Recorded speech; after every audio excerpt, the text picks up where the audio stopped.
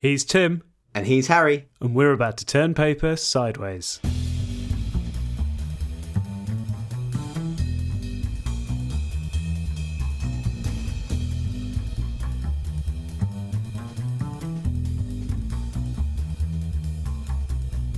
You're listening to Turn Paper Sideways, the podcast where we talk about cardboard and rotating at 90 degrees. We talk about all things Magic the Gathering, from current affairs to our favourite format, Commander, or in today's case, Brawl, and we've got a very special guest to talk about it with. Before we do that, if you want to find us on social media, you can do so on Twitter at TPSMTG.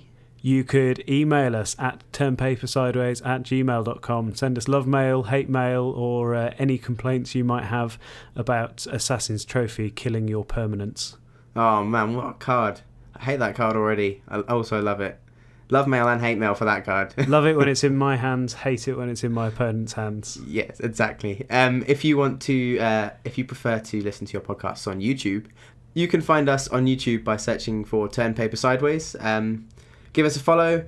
When we've got enough people, we can give you a link, and then you don't have to keep typing in our name. Yeah, you can also support us by giving us 5-star ratings on iTunes or wherever else you find your podcasts. You can subscribe to us on YouTube and in various other places. Or if you really like us, you could go to patreon.com/turnpapersideways and donate as little as $1 an episode to keep us going. So, Tim, we've got no news this week because the news is that we have a very exciting guest. A very exciting guest and a very exciting topic. A very exciting topic. So let's welcome our guest, Gavin Verhey. Welcome to the show. Welcome, Gavin. Hey, everyone. I'm so glad to be here. It's absolutely fantastic to be on the show and to get the chance to talk with both of you.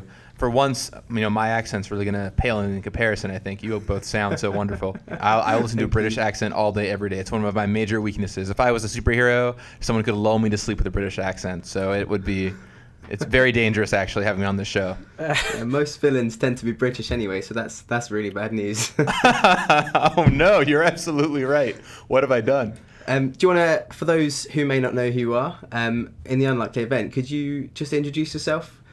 Absolutely. So my name is Gavin Verhey. I am, my full title is a senior game designer and product architect here at Wizards of the Coast, which basically means the short version of that is I work in Magic R&D to both design what the new Magic cards do, that's the senior game designer part, and then the product architect part is that I look ahead to our future products and the things that we release and try and figure out what we should be releasing when and what new things we should come out with. For example, when you see a new product like the Challenger decks, which came out this year, that's something that I was one of the leads on is, hey, we have a new want for a product. We wish there was a new standard playable out-of-the-box product in the world. Let's go ahead and make it. So whenever you see kind of a new thing show up, my team, which is a very small team, actually had a hand in that. So we don't all work on every single one of the products, but there's several that I cradle like small babies and try and give them the best shot as I can. Awesome. That's fantastic. One of the other things I think you do is, or think you have done, is sort of pioneered the Brawl format. Am I right in thinking that that's sort of partly your baby? Absolutely, it totally is. In fact, I mentioned products, and Brawl isn't a product yet anyway. Maybe it will be someday. But a new format, when it was handed over to our team, they're like, well, we'll bring it to the product architecture team because it seems like the right place to put this. But who's supposed to take Brawl? And we talked about it as a team, and I wanted to take it for a few reasons. One, the format was pretty interesting to me. I played it once and when it was being pitched, and I really enjoyed it. But also, before coming to work at Wizards, I helped pioneer Modern. I actually made a format called Overextended, which was kind of the way to pave the path for Modern. So I had already personally had a lot of experience making a new format and bringing it to light. And Modern, as we all know, turned out pretty well. That format's quite popular. So the story of Brawl is actually quite interesting. So there's this man at Wizards called Garrett Turner, and he's a copywriter for us, a senior copywriter, in fact. So he does things like come up with our set names, figure out what should go on the back of all our packaging, things like that. And he had a bunch of friends locally he was playing with, and they were all relatively new, and he wanted to introduce them to Commander. But as they started playing, Commander was a little too much for them, and they didn't have the card pool for it. And so we kind of designed this new standard Commander variant they were trying. And quickly it took off, and it's all any of them wanted to play. And even after they started to gain the card pool and gain the knowledge for Commander, what they kept playing was this standard Commander format. So Garrett brought it to Wizards on his copywriting team and started playing with his group. And once again, like wildfire, it just kind of took off. And in a few weeks, it's what everyone on his team wanted to play. And so he brought that down to my department, was like, hey, look, this is caught on twice. We think there's something here. You guys should give this a look, give it a try. And I'll admit, a lot of us were a little skeptical at first. Standard Commander, how is that going to play out? But then we started playing it, and really with this format with Brawl, I feel like playing is believing in a lot of the cases. Yeah. And we started playing and loving it, and the whole department really got into it. Many of us play all the time, and people who would never touch a casual multiplayer format, people with Hall of Fame rings who sit in R&D and are used to playing cutthroat competitive Magic, we're building and trying out Brawl decks, and it was huge. And so I kind of took it from there, made a few tweaks here and there to the format, and then helped pioneer it to where it is today. So we launched it with Dominaria, and it's been doing great. As of Dominaria, we saw that we had about 20% of our player base, according to our studies, were playing Brawl. And then we recently ran a Brawl championship out at Grand Prix Richmond, which was fantastic. And actually, out of all the championships ran that weekend, had the second highest number of players, even beating out the Commander totals, which was very impressive to me. So the format's really been taking off, and I think it's got a bright future. We're doing some really cool stuff that I can't talk about quite yet, but stay tuned because it takes us time to react to these things. But we were all taken aback by how popular Brawl was initially, and now we've got a few neat irons in the fire for it. Awesome. Brilliant. You mentioned that Dominaria kind of came out... You mentioned that Brawl came out with Dominaria. Was that kind of a happy coincidence that there were lots of legendary creatures in Dominaria, or was it kind of just really good timing? It was a bit of both, really. So Brawl came to us we started working on Brawl when the newest set out was maybe Shadows over Innistrad. So we were doing a lot of work on the time on Amonkhet and Kaladesh, and trying to figure out what we wanted to do with Brawl. And we looked ahead to our lineup and decided, hey, we've got this set that is all about legends. Well, this is the perfect place to try this out and align this. So we launched it with Dominaria intentionally. We waited for Dominaria to release, but we didn't make Dominaria have more legends because of Brawl. Although we did end up toward the very end making a few small tweaks to make a few of them more Brawl friendly. But it was always tied to Dominaria once we decided that, hey, we wanted all these legends in. And actually, one thing that we're doing now that's really cool is we came out with Dominaria. It brought all these new legends out. And not only did we see that legends have been very popular, people have just really enjoyed there being more legends in our sets, but also with Brawl's success, we're going to want more legends. Yep. So going forward, we're doing work to design for Brawl, make tweaks to our sets to make sure that Brawl can stay a stable format with a lot of great choices. And one of the things that we're doing is finding more ways to include legendary creatures in our sets. So going forward, as we get further and further away from Dominaria, which is the amount of time it took for us to take those changes and learn from them, the more legends you'll start seeing in sets, and the more Brawl-friendly cards you will start seeing in our mainline sets. And as I always like to say too, what's good for Brawl is good for Commander. So whether you're a Brawl player, Commander player, or both, the stuff that we're doing for Brawl will also be great for Commander. Commander loves extra legends. It loves these big splashy 7, 8, 9 mana cards. So there's all kinds of cool stuff coming out the further away we get from Dominaria, and we are able to kind of mold those changes into our sets.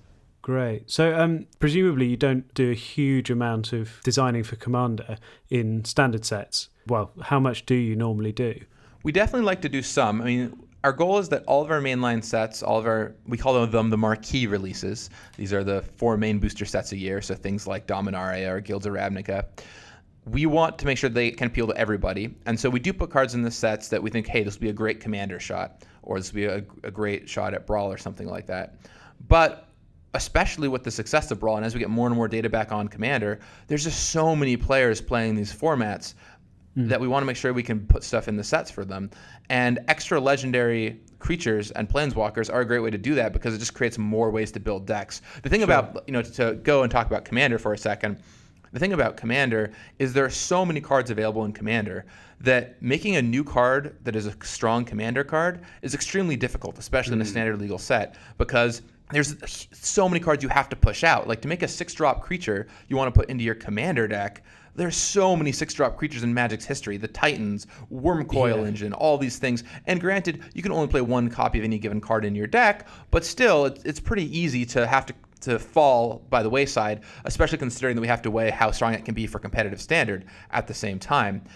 Where with legendary creatures, we can make a cool new legendary creature, and you can helm a new commander deck with that. So making a new creature, especially one that attacks things from a different angle, can be a really great way to engender a whole new kind of commander deck, which at that point isn't playing around with, hey, we just want a new 6 or 7 drop for your deck, but wow, there's a whole new legend you can build around. That's really cool. And then in Brawl, it is a lot easier to make those cards hit both as legends as well as cards in your deck, just because there's less for it to compete against. Okay. So it sounds like it's sort of a natural consideration. If you're considering Brawl, you are also considering Commander, and the cards that are going to be good in Brawl might then eventually make their way in Commander decks once they rotate out. Yeah, I think anything we make for Brawl definitely has a shot at being strong in Commander, and anything we make for Commander definitely has a shot of being good in Brawl. Now, they are often equivocated as formats, but there are some pretty significant differences between the two when you sit down and play with them. For example, Brawl tends to be a little more creature focused because just modern Magic is a little more creature focused. But a lot of what you would expect to be good in either format is still good here. Okay. Do you find that the set you're designing, how many Commander cards you put in or how many Brawl cards you put in, is affected by kind of what's happening while you're designing it? So there's a Brawl, big Brawl tournaments happening now, and like the Commander set's released last month. So when you're designing, when all this is happening in real life, do you find that, we'll put more Commander cards in? You're designing more for that, like during a modern Pro Tour? Does what's happening now while you're designing affect kind of what formats you're thinking about during design? Yeah, well, I think there's kind of two big answers there. One is we always try and design the set that we're working on to be the best set for what we believe is correct in the moment. And so right now, we're putting a lot of cool Commander cards in our sets, and because we think that's going to be awesome, and we think putting Commander and Brawl cards in our sets is going to be great. Now, we design sets a year out in advance or so. So by the time it actually hits the real world, maybe our opinions will have changed by then. But for now, absolutely. And the other thing to that is what I love, that I think is really cool, is every lead designer has their own things they care about, their own format preferences, and their own flair. And it's sort of like if you get a TV show that you really like, and it's done, but every episode is written by different people. For example, I'm a big Doctor Who fan. I don't know if you are as well. But you have different people within a season writing different episodes, and some people grow to like different writers, right? Like they'll love certain writers for certain episodes. Ooh, this person does it really cool, or like this person's style. And with Magic sets, we have different lead designers. And so even though we're always making Magic, we have all these rules we try and hew within, and we want to make them really cool for different audiences. Every lead designer has their own things that they personally love doing. For example, Mark Rosewater always loves doubling things and clones. So you always see like a few of those snuck into sets as one example. Eric Lauer, it's kind of a goofy thing, but he loves this power toughness grid. So for a long time, he wanted to make sure that every combination between 1 and 6 was represented in a power toughness combination in Magic. So if you rolled any 2 dice, you could find out, you could look at the combination and find a creature. So that's where cards like Cobble Brute, for example, came from, because there was no vanilla 5/2, and he wanted to make a vanilla 5/2. Now I believe, by the way, he's made all of the D6 combinations and is now working on D10 combinations. Oh wow! So his sets normally have that in there. It's tiny things like that, all the way to big things. For example, a format I like a lot is Pauper. And so I've been thinking about when making sets, okay, maybe I'll see if there's a common I can get in for the format. Yeah. And I also am a huge Commander player and Brawl player, as evidenced by the fact that I led things like Battle Bond, that I worked a lot on the past 2 Commander releases. I was the lead designer of Commander 2017 and Commander 2018. And so I'm always thinking about the Commander standpoint. Yeah. Also, some people love Modern. I mean, I love Modern too, but some people are very, very deep into Modern and will put cards into their sets focused on Modern. Guilds of Ravnica, I actually have always had a soft spot for Modern as well, being one of the people who worked on creating it, and Eric Lauer enjoys it quite a bit too. So we have cards like Assassin's Trophy in the set, which are going to be absolute staples for Modern play. Powerhouse in probably every format, I think. Yeah, we've talked about that card more than our fair share already. My design, so whether you love it or hate it, you can thank me. We love it. So stuff like that. Every lead designer has their own little quirks, their own things that they like doing, and especially internally and maybe a little bit externally, you can kind of tell where that comes from. You know, how Eric Lauer builds his draft environments, or how Dave Humphries builds his draft environments, are very different, even though they can both be successful. Dominaria, a set led by Dave Humphries.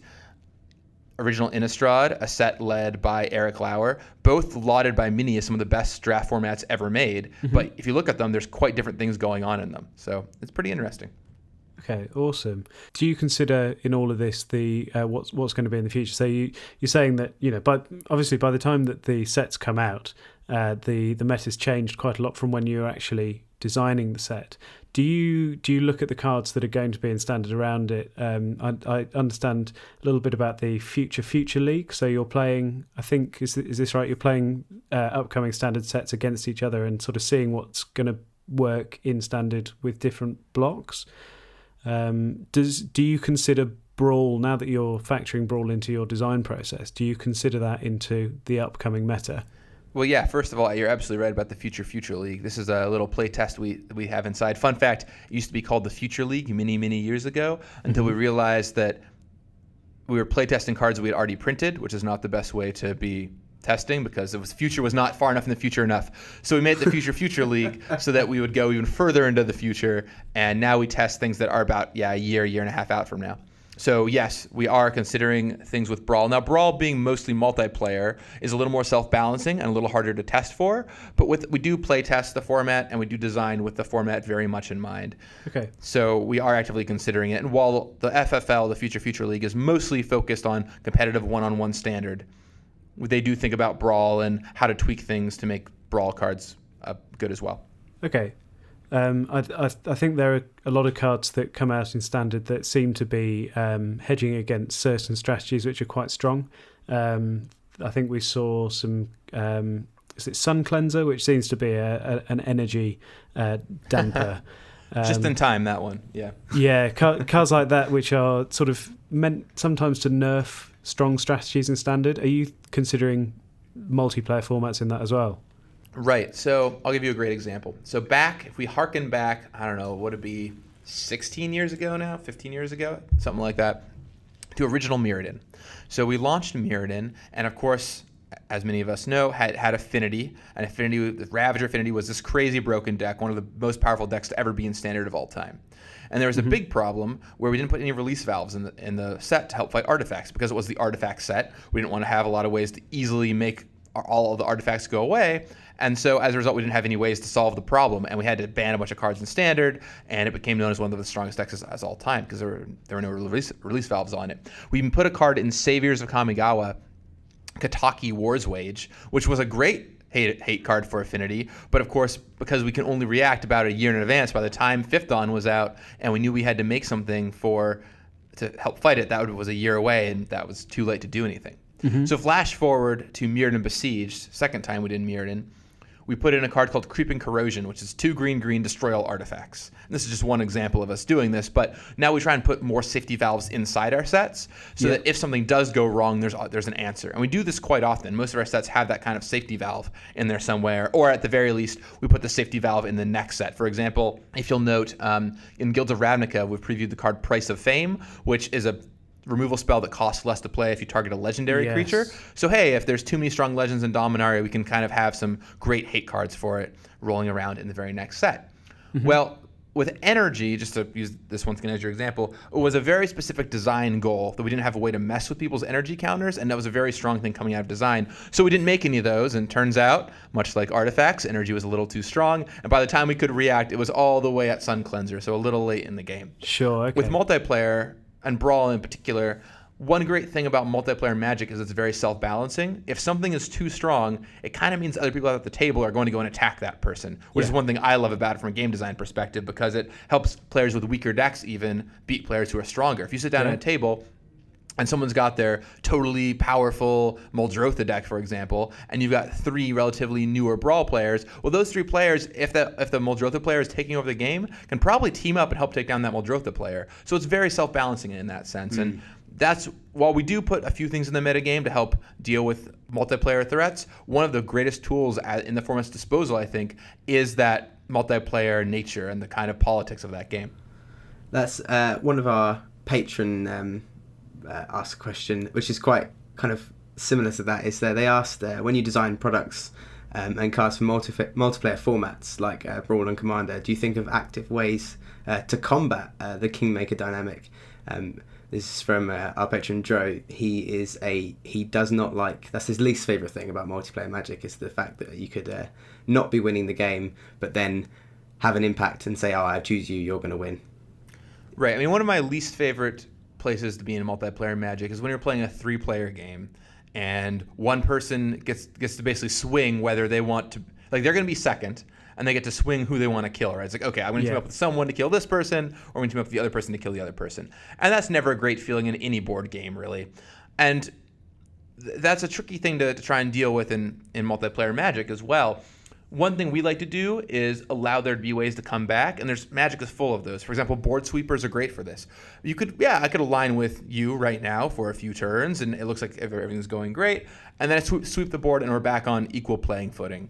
Or I could pitch you against each other for a little while, and then kind of swoop in and pick up the pieces. So we do like to have cards that can radically change that, and having big splashy cards that can change the game, having draw spells, things like that, so you can kind of come and win out of nowhere, is one of the most exciting parts of Magic. And multiplayer, you're always going to end up with a bit of that Kingmaker dynamic, because any multiplayer game is frankly going to have that, or almost any multiplayer game is going to have that. But Magic has more ways, I think, to reset that than most, which might be static board games without hidden information.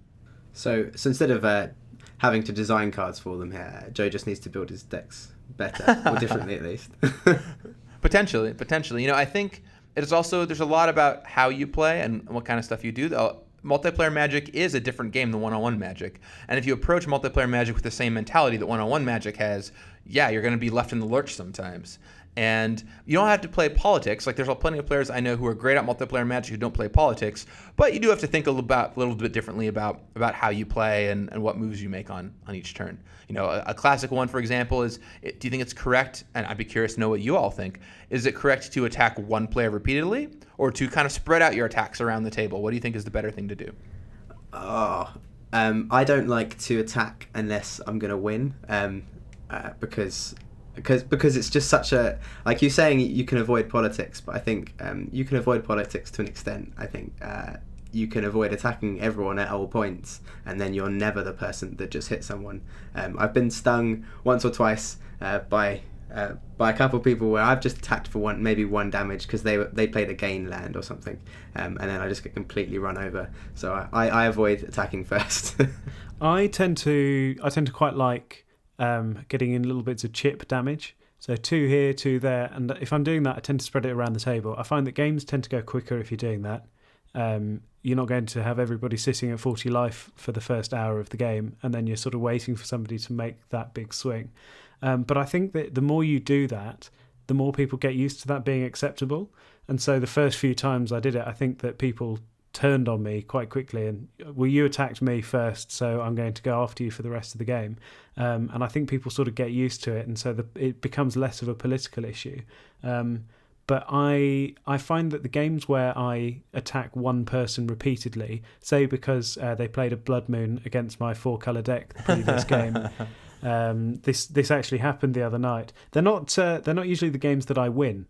If I'm going after one person and tunnel visioning on them, there's often to the side of me stuff going on that I won't notice.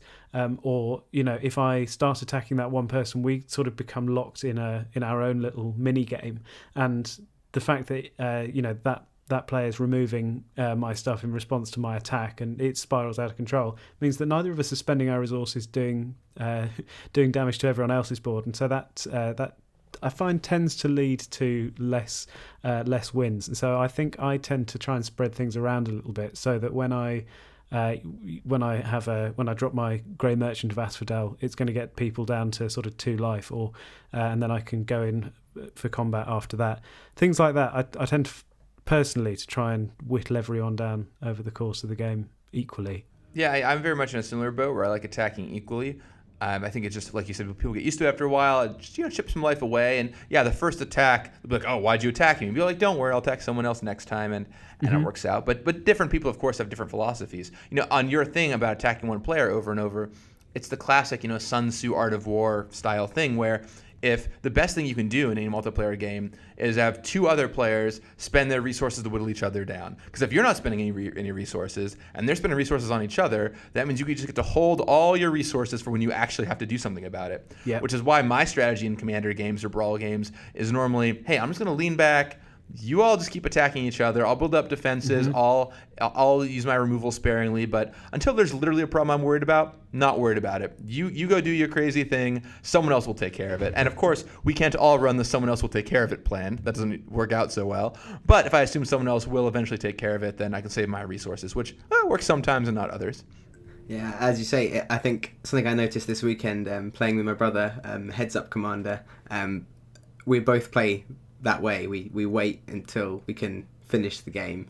So it does end up being we both build up an astonishing board state, and then it's maybe sometimes even just lose track of time. Be like, oh, well, neither of us have won, but we could both win probably next turn, sort of thing. And I think left unchecked, the board states just become just beautiful works of art, but because neither of us are interacting with each other, because we're just so tunnel vision on what we're doing, right, it doesn't work out always.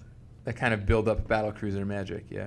Exactly. I also find that deck building style dictates the play style as well. So if you like to have that big end game swing, you might tend to build more pillow 40 decks which allow you to go sort of untouched for several turns in a row in order to put together all the pieces, so that's gameplay style dictating deck building style. But I think it goes the other way as well, and you're naturally going to build decks in a certain way, and even though all of my decks have different color identities, they all probably fit a play identity which suits my style of play, and we've got I play with people who, there's one guy who loves to play things like Xanagos and make one big creature and swing it at one person and take people out of the game individually, and so he builds all of his decks to enable that sort of strategy, and so I think the more you build in a certain area, the more your gameplay sort of moves to suit that style of building, if you see what I mean. Absolutely, and we talk all the time at Wizards about our player psychographics, right? The Timmys or Tammys, the Johnnies or Jennies, and the Spikes of the world, and how each of them plays in certain ways and builds in certain ways. And I think the more you get into Magic, the more you begin to find your kind of deck and your kind of play style and what you really like to do, and you start honing yourself for that. Yeah. So do you design much for the psychographics in general, particularly with multiplayer Magic in mind? Very much so. I mean, taking any given commander set as an example, we always have to make sure that we are hitting all those different kind of audiences, and frankly even more audiences than those, because we have formats to think about. For example, there's always going to be the guy who wants something to try in Legacy, and okay, well, we don't really want to make a strong Legacy card in a commander product, but maybe there will be something in there for them. And this is especially a place where the designer's tendencies can come through. One thing I've seen a lot is you'll have people like me who are super Johnny designers. Like I'm a Johnny Spike. That's very much my background. Yeah. And I always have to exert extra pressure on myself to remind myself, hey, you got to put a few big, huge creatures in your set. Like, it's really important to just have some cards that are exciting for Timmy. Yeah, sure. And that's where some things like Ancient Stone Idol in Commander 2018 came from, or Sower of Discord came from in Commander 2018, or in Archfiend of Despair in Battle Bond, which is a big, huge creature with a big splashy effect the turn that you put it out.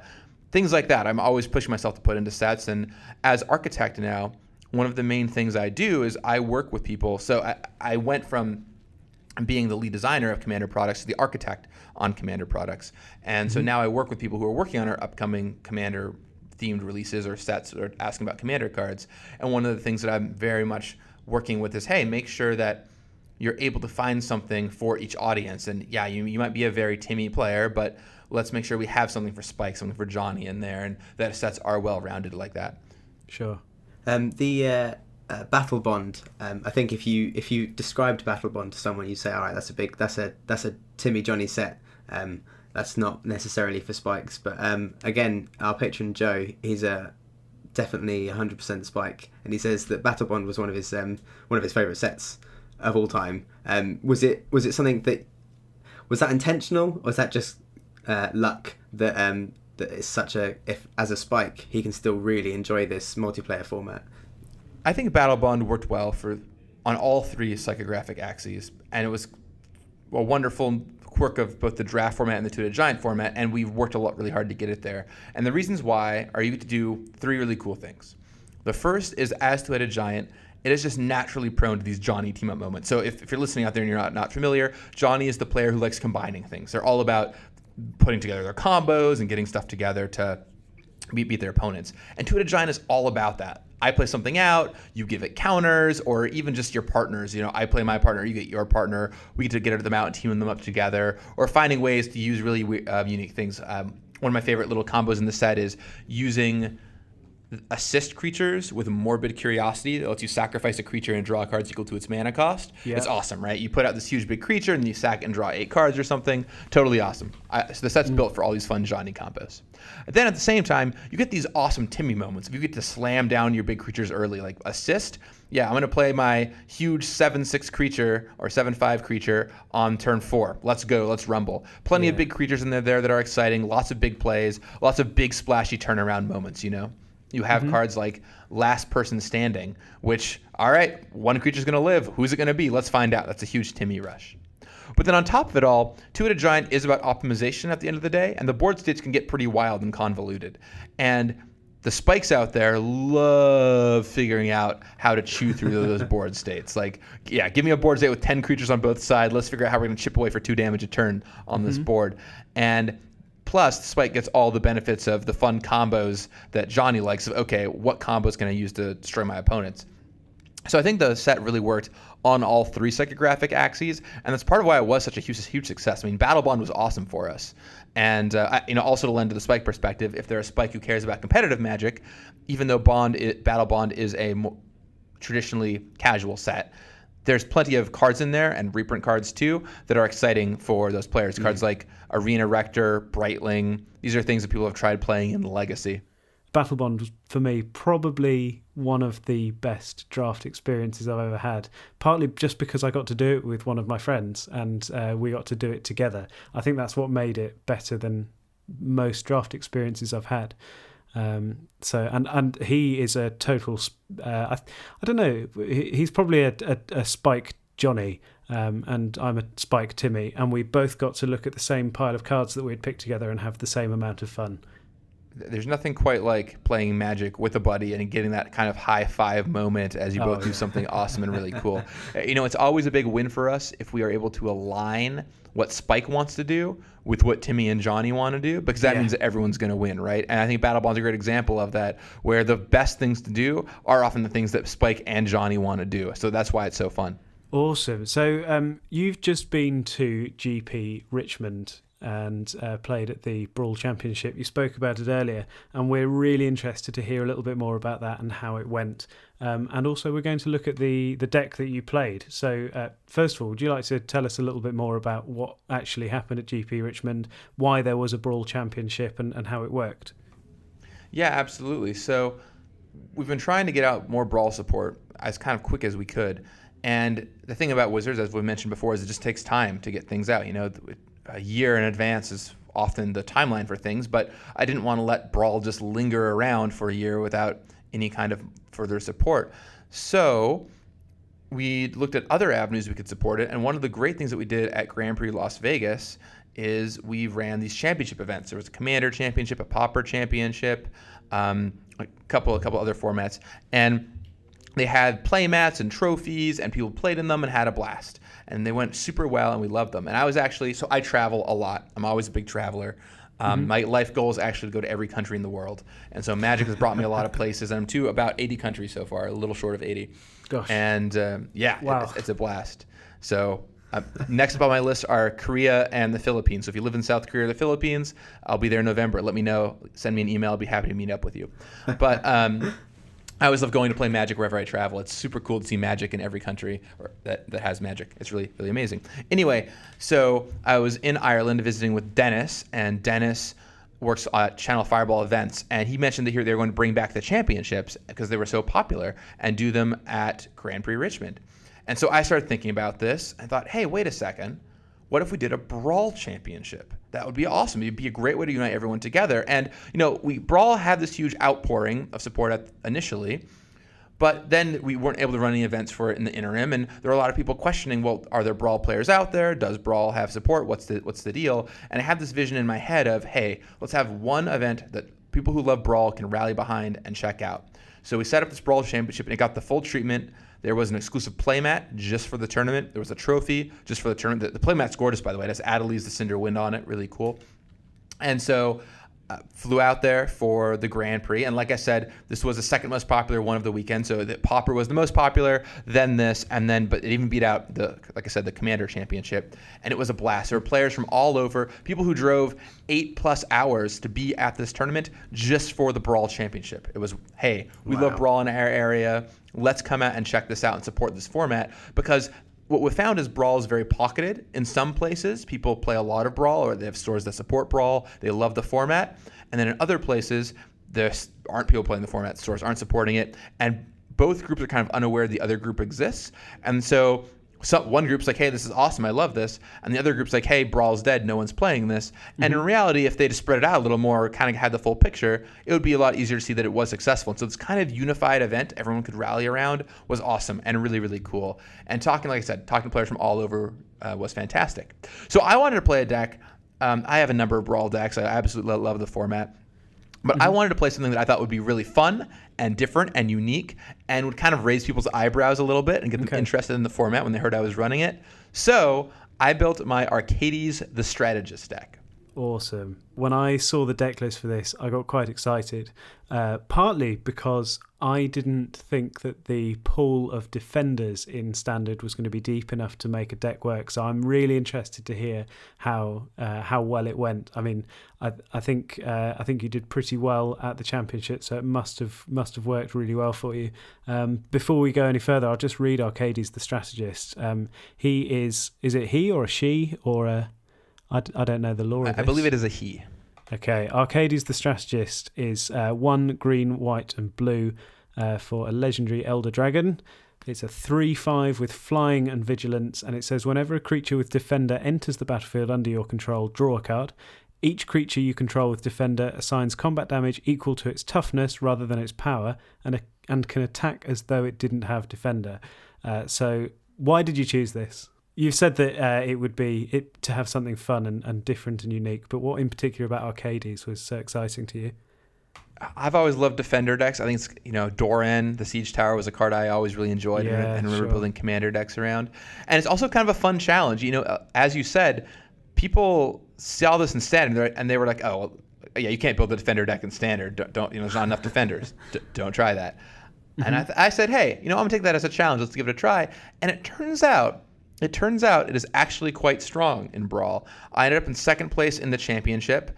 After 6 rounds of competition, I made the top 4 table and lost only to the final player, who was playing Firesong and Sunspeaker. Oh, wow. And a lot of really cool things were going on here. First of all, Arcades as a 4-mana 3/5 flying vigilance is already pretty solid on his own because he's good at both attacking, chipping around the table, but also make sure you don't get attacked. That's one big thing. Yep. The second thing is that, as I mentioned earlier, Brawl is a little more creature focused. A lot of people are going to be attacking each other. Walls are just a great way to make sure you don't get attacked. So once again, I kind of played my traditional Commander and Brawl game plan of let everyone else chip away at each other. I'm going to hide behind my walls, and you just don't attack me. There's not going to be any benefit out of it. Don't worry about it. And at some point, you play Arcades, and you totally switch modes from being the defender player to the beatdown player. And all your walls go on the offensive. And drawing cards, all your creatures cantripping and drawing an extra card when you play them is incredibly strong. So if you look at a card like Wall of Vines, which is not a very exciting Magic card. It's a G for a 0/3 defender with reach, right? Mm-hmm. If you look at a card like Wall of Vines, that's not very impressive. But G for a 3/3 reach that draws you a card when you play it would be absurd. That card is crazy. And so with Arcades, often what I would do even is I just wouldn't play my walls in the first few turns, or maybe I would play 1. Then I would play Arcades, untap, put out 2 or 3 walls, draw 3 cards. So I've netted a card off all my walls, and I have them all on the board, which was fantastic. And then, they can deal some damage really, really quickly. Plus, what a lot of people maybe didn't realize is there's also a lot of great what I call wall tribal cards hanging out in Standard 2. 2 of the big ones for me were Mentor of the Meek and Tetsuga Umezawa. So Mentor of the Meek says whenever another creature with power 2 or less enters the battlefield under your control, you can pay 1 and draw a card. And hey, guess what? Most of your walls have 0, maybe 1 power. So they'll all draw you cards when you play them. So you can kind of double up on your Arcades. I had this wild game where I played turn 3 Mentor of the Meek, turn 4 Arcades, turn 5 play play 2 walls and draw 4 cards total, one for Arcades and one for Mentor on each of them, which was delicious and wonderful. And then the other one being Tetsuka Umezawa, which is this hilarious combination where it says creatures you control with power or toughness 1 or less can't be blocked. Once again, all your walls have power or toughness, usually 1 or less because they have 0 or 1 power. So it's a way to make all your walls unblockable. And of course, as we all know from playing Commander or Brawl, often the board states will stall up. And this is basically a 2-mana creature that permanently makes all your walls unblockable and lets them attack for full points of damage. So maybe everyone picks on each other for a little bit, the board stalls up, I slam this down, I kill the player who can maybe sweep the board or something, and then I'm ready to go to town. So certainly fragile. I mean, the deck is full of walls and you can kill them off, and board sweepers you're susceptible to, things like that. But because you're drawing so many cards, you can rebuild quite well. And I just had a bunch of really great top end cards that are strong ways to help get back in the game. 2 cards worth mentioning in particular that I want to bring up are Dusk to Dawn, which is both kills off all my opponent's creatures. It destroys all creatures with power 3 or greater. But then the Dawn part on the Aftermath returns all creature with power 2 or less from your graveyard to your hand. So once again, that gives you all your walls back while killing off all your not walls. Yeah. And then I guess another one in the same vein that's pretty fun is Slaughter the Strong, which makes everyone choose creatures with total power 4 or less and sacrifice the rest. So I just keep all my creatures and usually kill most of my opponents. So that's pretty fun.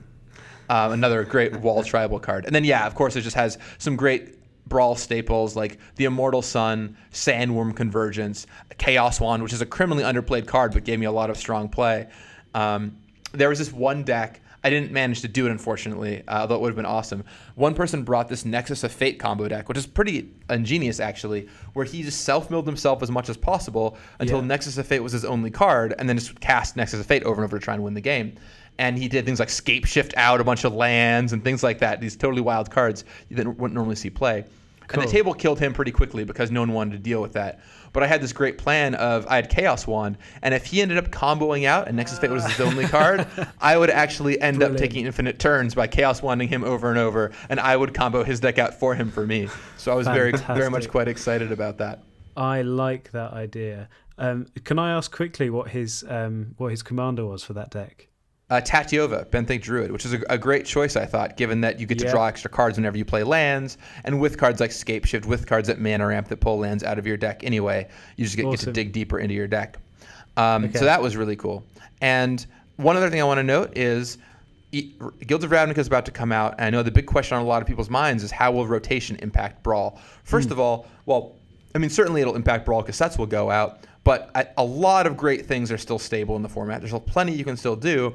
And in the case of this deck, a lot of defenders will still be legal, and Guilds of Ravnica brings a bunch of new great defenders, and some of them haven't been previewed yet at the moment of this recording, so I can't talk about them, but there's some great new defenders in the set that will slot right into this deck. So I think Arcades will be a totally reasonable commander to play in a post-rotation world. Awesome. I look forward to seeing how that sort of changes as future sets rotate out. That certainly is one of my main concerns with the format. But like you say, if there are cards coming in which make one commander stronger, it's going to be quite hard to notice that some of your favourite cards are going out, and you might feel in advance of rotation that your decks are going to get less stronger. But as you see the spoilers come out, you're probably going to get quite excited for the new cards that you're going to be able to put into your deck, and it's going to be quite easy to replace the ones that are rotating out. Well, when I feel like when you build a commander deck, it's like a big exercise, and it's fun and it's rewarding. But you sit down, there's a lot of cards you have to look at, a lot of things you have to think about. There's some predetermined slots certainly, but there's a lot to try and figure out. A lot of cards in Magic. I know when I sit down to build the commander deck, I end up with a list of something like 200 or 300 cards I have to sort between and choose to decide what I want to put in. And it can take a few hours or longer, certainly. With Brawl, it's really nice to be able to kind of just look through quickly my collection, put some cards together, and have a deck that I'm ready to play with in a half hour. This Arcades deck, I probably built in about 30 to 40 minutes. Just like, hey, I've got this stuff around. Let me do this quick gather search for defenders. Okay, I'll find some strong Bant colored cards to put into my deck. But yeah, it didn't have that same kind of time to it. And while, I mean, I enjoy the long, lengthy craftiness of Commander, you can certainly do that with Brawl as well, but it's also very refreshing to me that you can build a Brawl deck really quickly and play with what you have around. And the rotation, while I think rotation can be scary for a casual player, it also makes sure that you get to play with brand new stuff, and the same things aren't lingering around forever, causing you difficulty. So there's some good going there too. And I know many people have mentioned their concern about, hey, are there going to be enough legends? And as I mentioned, we're designing very much with that in mind. So Ravnica, of course, is a great bastion for tons of legends. Every 2-color combination is getting legends. There's legendary planeswalkers running around the sets as well. Plenty to go with there. And as we go forward, you're just going to see more and more great options for a number of legends in your sets to command your Brawl decks with. So that will not be an issue. Yeah, I can second the ease of building Brawl decks. I think one of the best things for me was the fact that Ixalan had just come out, so we had 4 awesome tribal decks kind of ready for you to kind of chisel out of this block of, this is all the cards that you can put in this deck.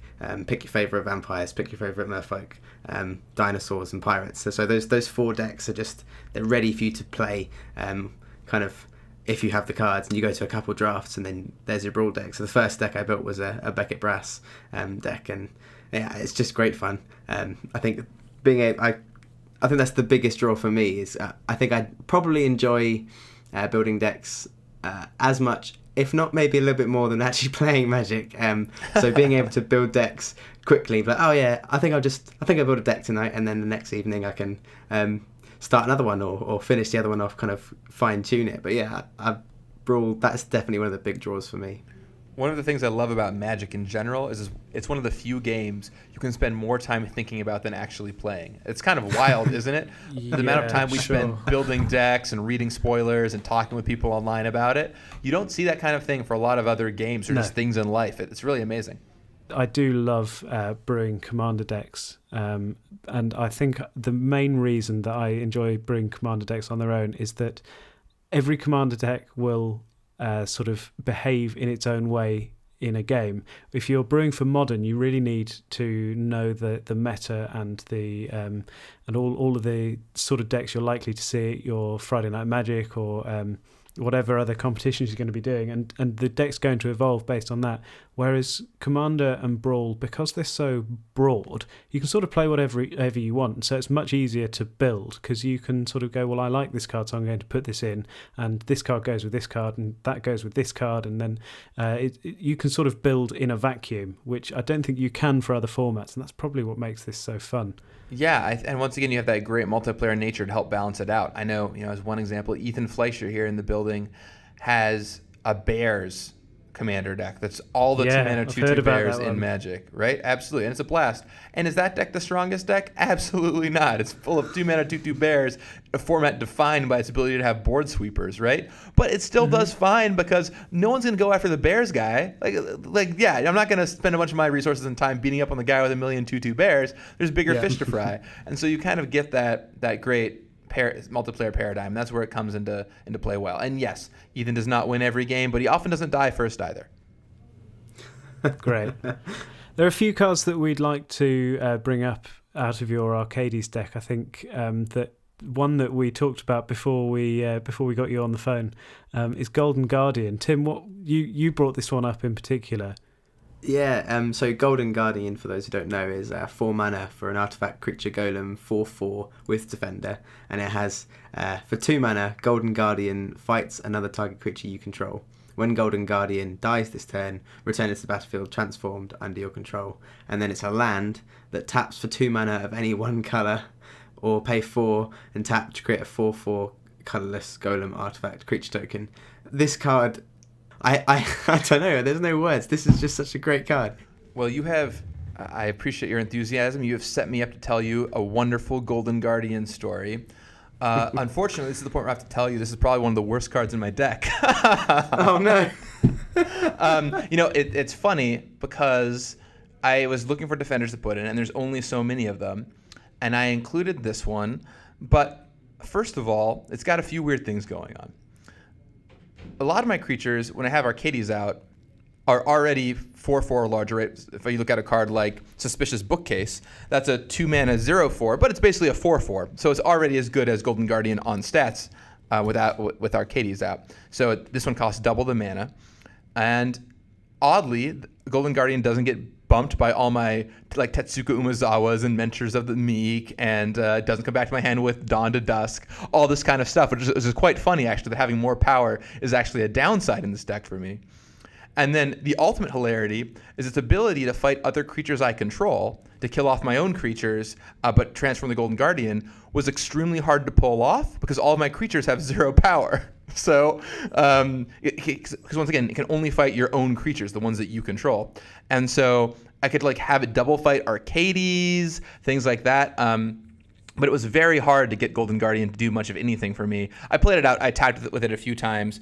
There was a game where I could have transformed it, but I opted not to because I needed the body. It was fine. But going forward, it was definitely one that I would consider maybe taking out of my deck. Okay.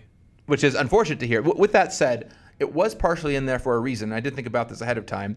And one of those reasons was Brawl games can go long, and I knew that a lot of my defenders would end up getting wiped and dying, and I needed a way to help win those really, really long games. And the transformed Goldforge Garrison is exactly that. If the game goes really, really long and you have this Golden Guardian, you're just going to win with this army of 4/4 Golem tokens. So maybe I would keep it in, but maybe I'd try and find more ways for it to kill itself and transform, because that was always the tricky part with that card.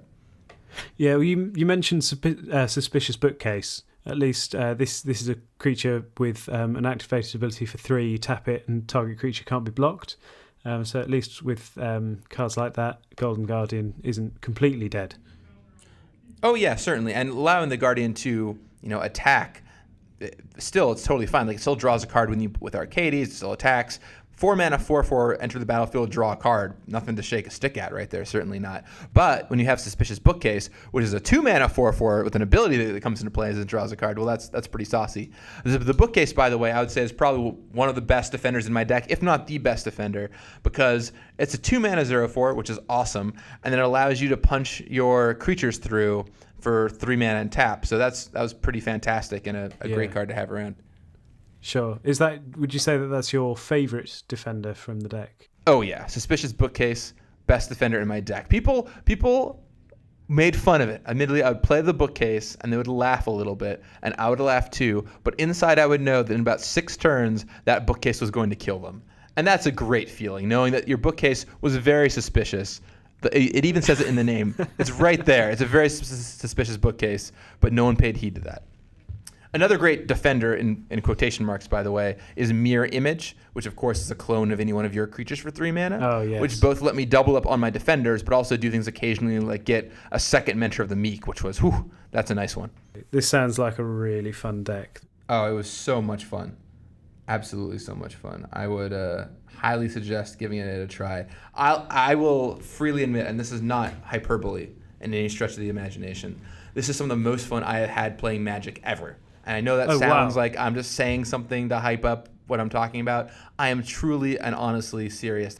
So the way this was set up is it was actually pods of 4. So it was multiplayer Brawl Championship. So it was pods of 4 players, and we all sat together and we played, and then you would go on and play the next round. And depending on how well you did in the pod, you would get points for it. But even if you were eliminated second or third, as long as you weren't the first player eliminated, you would end up getting points for it. So there's also that bit of positioning of, you don't want to be the first person out or something like that. And it was so much fun to kind of have this multiplayer format where you're all building decks. And it's kind of the Wild West too, because this was the first big Brawl event. And so everyone kind of brought what they thought would be the best thing to the table was. And unlike Commander, where I'm like, okay, if I want to build a Commander deck to win, I'm going to build some dumb combo deck that kills you on turn 2 or 3. And in fact, in the finals of the Commander Championship, everyone died on turn 2 because someone had just broke the format, basically. This is like, okay, we're all going to do the best we can with what we have, but no one knows what else is out there or what the combos are. And that was really cool and fun to see. And just the excitement from the players in the tournament was electric. Oh, it was one of the most fun events I've ever played in. And this deck, of course, being the goofball deck it was a big reason for that. I absolutely loved it. So the deck that came first, the Firesong and Sunspeaker one, what sort of deck was that? Yeah, so the deck list for that one is actually out on the internet. If you check out the Grand Prix Richmond coverage page, there's a picture of the deck there. But it was pretty cool, and he had some great combinations in there. One of my favorites that he pulled off one of the rounds was he had Firesong and Sunspeaker in play and cast Star of Extinction, which of course gains you then 20 life for every creature on the battlefield. So that was totally awesome. That was a huge, fantastic moment. And then people had to ship through something like 300 life to end up killing him, and they weren't able to. In fact, he was able to win just before he ran out of life. So it's pretty amazing. Super cool. Yeah, well, that card is probably basically a one-card game ender, because in Brawl there's no... Are there any real infinite combos? Because that's something that we really rely on in Commander in my group, is any game, it doesn't really matter how much life you gain. I was playing in a game earlier, one of the guys was up to over 100 life, and obviously commander damage is quite crucial in that sort of situation, but even then, there are infinite combos going off or bigger effects, and so it's not such a problem, but to gain 300 life in Brawl is probably quite game-ending. Yeah, it's quite tricky, especially when it also comes with a board sweeper on the other side. Now, fortunately, like I said, the other players rallied back and started attacking him to deal a bunch of damage, but he just had enough life to slowly dispatch each one of them in turn, and it was pretty fun to see. And then because of the point system, at some point people were like, okay, we're not going to beat that guy. They started picking on each other a little bit, right, which made his job all the easier. Yeah, sure. Oh, wow. So before we go, I'd love to just dig into a little bit of what it's like to be part of R&D at Wizards. And obviously you've been a professional player before, and I'd love to hear what it's like as a player. Do you enjoy playing more or less now since you started working at Wizards? How do you find that your play experience has changed? I still deeply enjoy Magic. Absolutely love it. I mean, there's days where I play Magic all day at work and then go home and cube draft with my friends. So as far as how much I love Magic, that has not changed one iota. It's one of my favorite things to do in the world. I mean, it's at least in my top 3 things right after making lists, I guess. Like, I absolutely love playing Magic. With that said, one of the things that's a lot different is when you come into Wizards, and it totally changes your mindset, is you're no longer thinking nearly as much about trying to win the game, which is what you often think about when you're out in the world, and you're often thinking a lot more about, are you having fun playing? And so instead of being like, hey, how am I going to win from this position, which I do still think about, there's a lot of, are these cards fun? What card is causing any happiness or unhappiness right now? Would this card in my hand be more or less fun if it cost a mana? What if this card was different? And all these other questions you have to ask yourself, because it's not just, hey, these are the cards in my hand, this is what they do, we're going to play them. It's, these are the cards in my hand. They could be literally anything that I can think of. What would be more or less fun than this right now? And then making sure to take notes to share later. And focusing on things like in a draft experience, for example, when we're testing draft for an upcoming set, do the colors seem balanced? Does black have answers to things? Does green have answers to things? What cards are too strong? Is this rare appropriate? Is this uncommon appropriately powerful? All these questions that roll around in your head.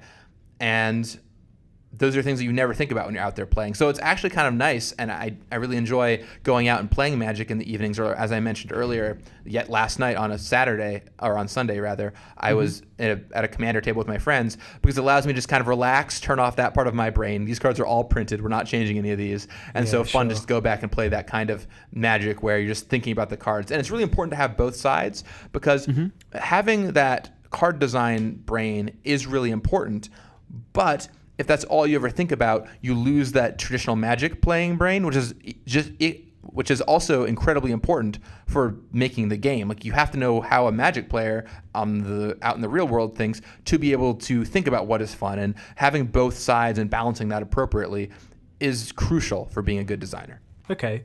With that being said, that you're now looking sometimes at how much fun you're having, what is your favourite mechanic to come out of a set that you've worked on?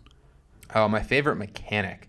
I am super proud of how Battle Bond turned out. Battle Bond to me is like my baby. I spent so long working on that thing, and it was handed to me with, an idea of what it was, but really a lot of room for me to play around it. And I spent so long on that set, days and days of work in the office, out of the office. I would literally, and it sounds like I'm joking, but I'm not. I would wake up in the middle of the night with ideas for the set and write them down. And it kind of felt like a baby calling to me in a sense, right? I mean, it was It was such a thing that mattered so much to me. I put so much time and energy into making that set what it is.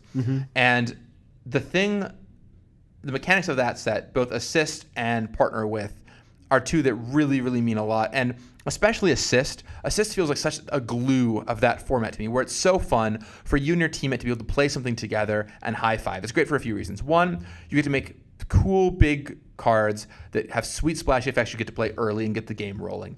Two, you get that great teammate vibe going on, which is really fun. Once again, that high five moment. And three, it does something really unique that I think most people don't talk about, but it's what we call a stealth teaching mechanic. For example, haste is a stealth teaching mechanic because it says this creature can attack the turn you play it, which tells someone who's playing for the first time, oh, all creatures can't attack the turn you play them. This one has the special ability to do this.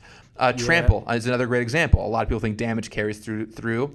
Trample says, oh, this creature specially lets damage carry through. Therefore, all creatures don't have this, don't carry through. Vigilance, same deal, etc. And coming to a giant for the first time, a lot of people think they can share mana between the players. So assist saying on it specifically, you can share mana to play this spell means, hey, that means we can't normally do this, which is a great teaching moment. So really, I think the mechanic fires on all levels. The number of players who have said, hey, this is brilliant, I really enjoyed it. And then at the top level, seeing cards like Play of the Game show up in Commander decks is awesome because it creates a little bit of politics, a little bit of fun of, hey, who's going to pay for this? And I really love how that came together. And then Partner With, I think, is just a great innovation on the partner mechanic, and there's a lot more we can do with it. Battle Bond had these back and forth partner pairs, but I could see even doing a chain of partners with like A finds B, B finds C, C finds A. Maybe we'll see that someday. And there's a lot more to be done with that mechanic, I think. Yeah, that's some amazing design space, which I love the partners from Commander 2016, but the scope there is so broad, and I love that you've sort of brought it down and made it narrow, and I think it's narrow in a good way because it sort of gives you real restrictions to build to, and some of my favourite legendary creatures are from Battle Bond. I love Krav and Regner, the black and white ones. I think the design space there is fantastic, and the fact that they just synergize together so well. I'd love to see a set of three, like you say, that chain off and find each other. That would just be so exciting to me. Right, there's tons of possibilities. Like there's a set of three. You could go to any number of sets that you wanted. You could even do partners with a beast. It's like, oh, this card partners with a beast of your choice. So it's like it and the beast get to be together, right? So that once again gives you that little flexibility of ooh, what do you want to partner with? So there's all kinds of cool stuff you could do. And I think we would just scratch the tip of the iceberg on this mechanic. I bet we'll see it again someday. Great. I know that Gavin's got to go very soon, so I wonder if we've just got a little bit of time to delve into Ravnica. Tim, I know that you've got one card in particular you'd like to ask about. Yeah, there was one card. Maybe this is quite a narrow question, but there's one card that really stood out to me as I was looking through the spoilers today. That's Darkblade Agent.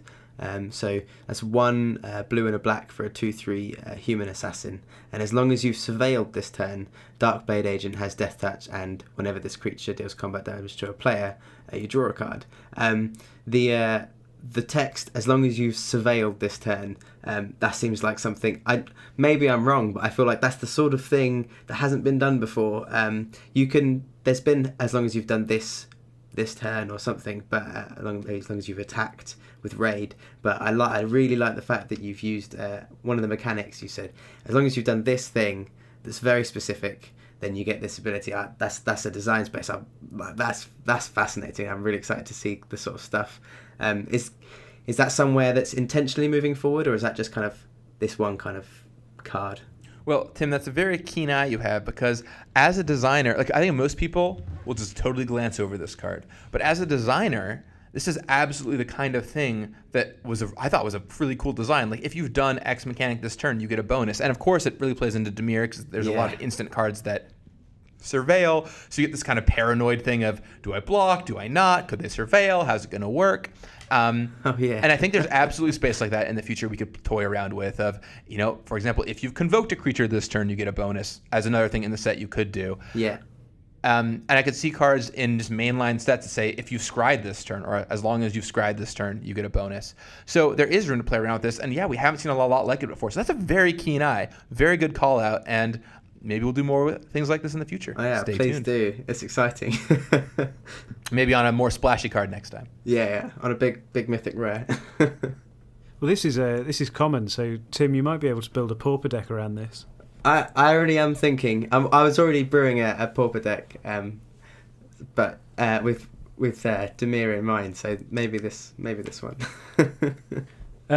Gavin, what do you think is the most memorable thing to come out of Ravnica Design? I think when this releases, we'll have most of the set spoiled. What's something that really stood out from this set for you that you think might not be as obvious to the players, perhaps? One of the great and tricky things about Guilds of Ravnica is this is the third time we've been to Ravnica, which is awesome on one hand because we've had 2 sets worth of Ravnica, 2 blocks worth of Ravnica to draw upon, but also really tricky because we've done so many things already. And how do we go back to Ravnica and make it feel a little different this time around and show off some new stuff? So it is a little different setting, right? Tensions are kind of high on Ravnica. Mm-hmm. You've got this kind of, paranoid nature going around, and it's kind of autumnal. And one of the things that I'm really glad we have to play up a little bit is the Gates deck. We saw a little bit of this last time, right? There was Maze's End, and that was a fun deck to play around with. But there were a few support cards, Gatekeeper Vine, and so on. And this time around, well, I'm not going to say it's going to be a top-tier standard deck or anything. We did put in a few tools to make your Maze deck, or your Gate deck, especially if you are combining previous sets with this one. One of my favorites is Guild Summit. This is one of my favorite cards to draft in the whole set. It's a 3-mana enchantment that says whenever you play a gate, you draw a card. And when it comes into play, you can tap any number of gates and draw that many cards. It's awesome because you get to draft this Gates deck. I have first picked this card so many times and then just had my next 7 picks all be Gates. Amazing. And I'm in on 5 color Gates. I am doing it. I am going the whole way.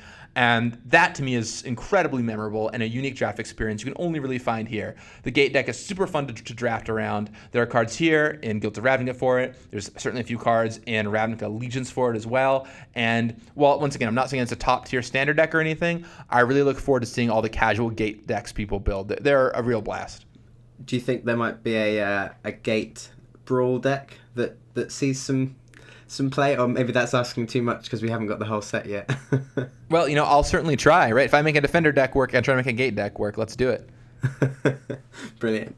Well, I think that's about all we've got time for. Thank you so much, Gavin, for coming on the show and talking with us at such length about Brawl and multiplayer design.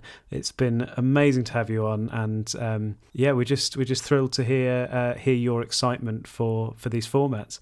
Oh, it's been absolutely fantastic to be on. I really appreciate you all having me out, and it was really fun to talk with you all. And thank you, listeners, for tuning in. As someone who's done podcasts and a lot of things like this before, I know every listener counts, but even more than just listening, any amount you can do to support these guys is wonderful. So send them your comments, send them your feedback, consider backing them on Patreon. I know how hard it is trying to be a content creator out there in a field of podcasts. So if you've enjoyed this episode, maybe kick them a few dollars on their Patreon. It could go a long way.